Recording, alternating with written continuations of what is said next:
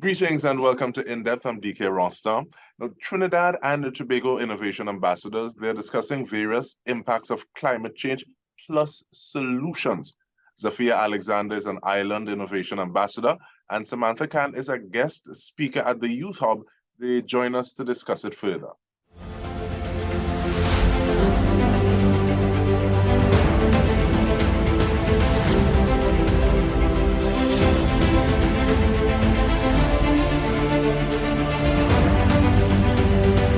Hello, ladies. Thank you so much for joining us. I want to start off with you, please, Zaafia, in terms of giving us an idea of what is the Island Innovation Ambassador about and who are the ambassadors? Okay, so I would just like to preface with saying, I'm going to say what I've seen thus far based off of my experience being an Island Innovation Ambassador thus far. So it's a very community-based organization, and it's very community-based thus far, well, how it is with the program. So basically being an Island Innovation Ambassador entails attending sessions where you get to learn from professionals from a specific field, topics that intersect with climate change action, just climate change in general, right? And I would say the ambassadors are individuals that are very passionate and very involved with the topics, very involved in climate change action. Thank you so much for that. And let me bring you into the conversation, please, Samantha. And you are going to be a guest speaker. Why is it so important to have individuals who are young, vibrant, passionate, being a part of a movement and an initiative like this? It's important because 50% of the population of the world is under 30, and our conversations on climate action and sustainable development and human rights need to reflect this. All major decisions to this end should be made with young people in mind and in collaboration with young people. So it's really exciting that Island Innovation has a youth hub and has included young speakers at their event. And Zaafia, how did you find out about the ambassadors, and what kind of drew you to it? You're saying right now you're inside, so you're seeing that, okay, well, yes, it's community-based, you're learning from these people in their fields, but what actually was the draw in the initial phase? Yeah, so I came across it on social media because I'm still a climate change activist, so posts show up on my feed according to my interests. And I saw on my feed, and I was really interested with what they did. I saw that they educated people on topics, and as a climate activist, I like to say I snatch opportunities to learn. So I saw that I get to meet people that are just invested in climate change action and climate change adaptation and mitigation measures, and I get to connect with fellow, like-minded people. So obviously I'm going to take that opportunity. So that's how I came across them, through social media. All right, thank you much for that. And in terms of being, Samantha, looking at cultural and creative industries, how do they tie into climate action, energy and transport, and a lot of the things that are being looked at in an initiative like this? Well, the thing is, culture is who we are. Culture forms the foundation of everything. From what we wear to what we eat to even how we think around the world, culture is the basis of that. It informs that. And so we can't be having conversations on climate change or even green transition or energy without including culture as a part of it, because we want these issues and we want these topics to be accessible and relatable to people all over the world, whether young or old. And this is why discussions need to include culture, so that it's accessible to everyone, so that it's relatable, so that people can generate ideas based on their culture and coming from within their own communities. That's the second person we hear talking about communities, but I see you nodding your head, Zaafia, when Samantha was speaking. What are your thoughts on that? No, I wholeheartedly agree with what she's saying. She just totally went in depth on everything that I was thinking. I love her answer. I love her response. All right. And looking at the fact that having this contribution from young persons, how do young persons contribute to innovation for the sustainable development goals? And that's something that I actually want to ask both of you. And let me start off with you, please, Samantha. Sure. I mean, we've seen this with Zaafia already. Young people are excited and enthusiastic, and young people are the ones who want to change things. Innovation involves, radical change and experimentation. And I find that it's the youth who are more willing to let go of tradition and let go of just doing things the way we know how to do it, just because that's tradition. So this is why it's so important to have young people in the conversation on innovation, and to have young people involved in innovation from the start, not just to bring youth in at the end and say, oh, do you like this? What do you think? It's to bring youth in and have them generate their own ideas. Yeah. Do things like this run across your feed, Zaafia? Yeah. Yes. Yeah.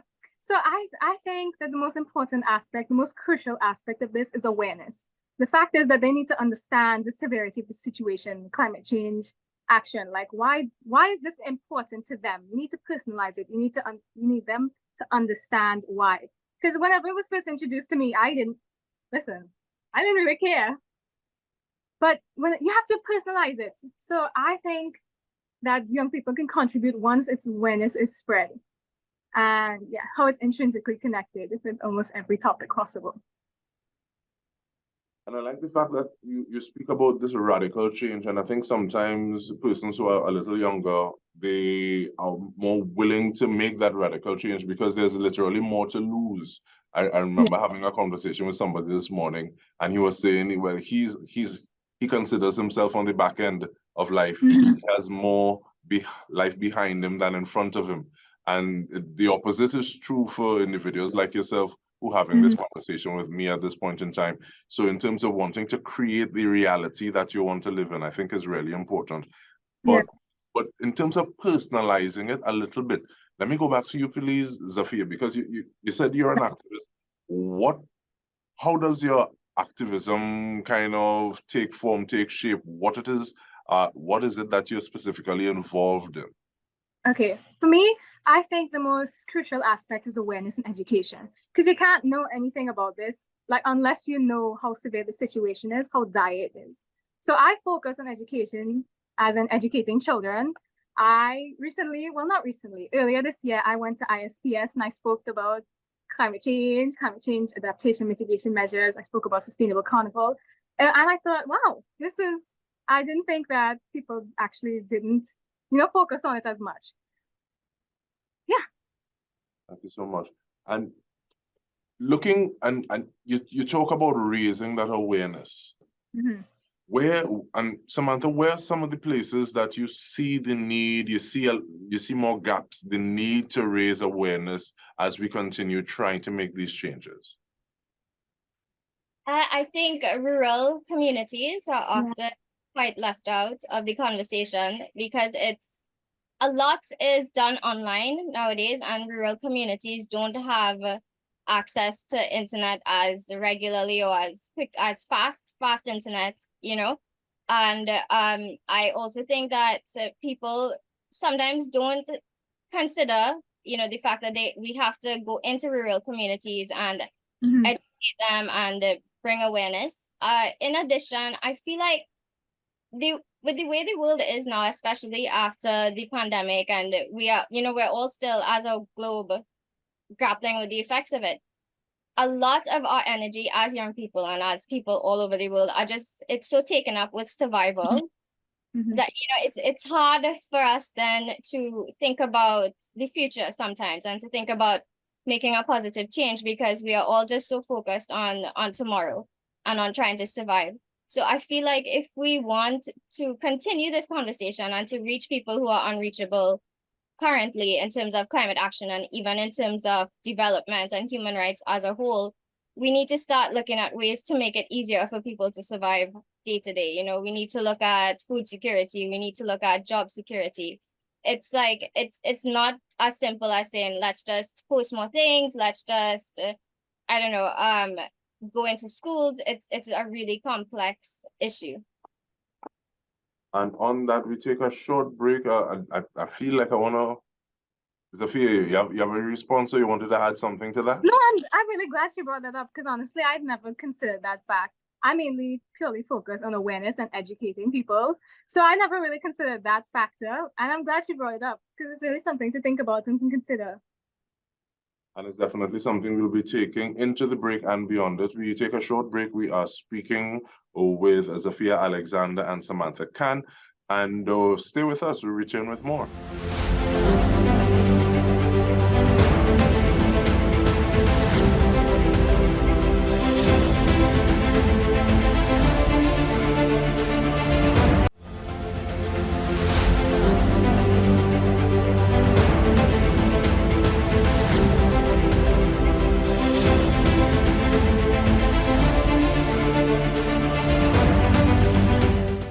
Welcome back. We are speaking with Samantha Khan and Zaafia Alexander. It is about the Trinidad and Tobago Island Innovation Ambassadors having their youth hub.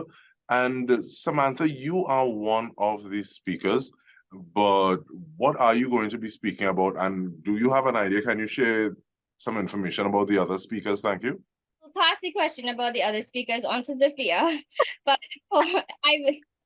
for me, I will be speaking about how young people how they can think about how to make a positive contribution in society, how to go about presenting their ideas, how to interact with like current leaders and decision makers if they want to maybe present an idea or lobby for a specific issue. Thank you. And Zaafia, who are some of the others? Yes, I'm just gonna name the other speakers. One of them was someone that already came here, Kivan. Okay, Kivan, Adrian, Hamlin. These are all very passionate individuals and they're experts in their field. So the topics they'll be speaking about is sustainability, the importance of environmental conservation, and introduction to the economic sustainability. Yeah, that's just like a basic rundown, saving a little surprise for you all to see how it goes. Because I'm excited and you should be excited too. And give us an idea about when will it be happening? And I think there's also the opportunity. Thank you for that question. I have it written down right here. Thank you. Saturday, 26th of August, 9 a.m. at the Dudley Huggins building. And that's at UWI, St. Augustine, yes, right? Absolutely, yes. You can sign up at Islands Ambassadors TT, all the platforms, social media platforms. We have a link. And thank you for that in terms of even like registration information as well. But I want to go back to you, please, Samantha, asking about some of the biggest gaps you see when you have people trying to lobby. You may need the resources, someone else has the resources, or someone else is able to make policy. What are some of those biggest things that, biggest gaps and easiest ways to start trying to lobby policymakers for those changes? Biggest gaps, I mean, you mentioned one, it's resources. To access resources, I would say there are a lot of NGOs out there, some nonprofits who might be able to fund entry to big conferences. We have COP28 coming up at the end of this year. Also, you find that many international organizations such as the UN or even the EU might have applications where you can apply, just Google it or maybe follow some of the main organizations online like UNFCCC or UNEP, so that you can see when they put out calls for applications to attend the conferences where you can have your ideas heard. However, I think another big gap that we have to work on is the fact that when young people get into these spaces, oftentimes policymakers do not really consider what we have to say. So you go with your ideas and sometimes they listen. Sometimes they have a whole youth forum and youth conferences on the side so that young people can share ideas with each other and come up with like declarations and their own policy ideas. And then it gets to the high level summit and I don't know, our ideas are just left there. It's in a report, sometimes it's in a video, and we don't know what happens next. I think to deal with this, we need more policymakers and more young people to commit to intergenerational dialogue, which is, a dialogue between generations, both older and younger, where it's not just the older generations listening to what young people have to say, but not taking it forward. And it's not just young people being educated and learning from older policymakers. The education needs to go both ways. Policymakers, decision makers, older generations can also learn from young people, and policymakers and decision makers need to action as well what they learn from young people.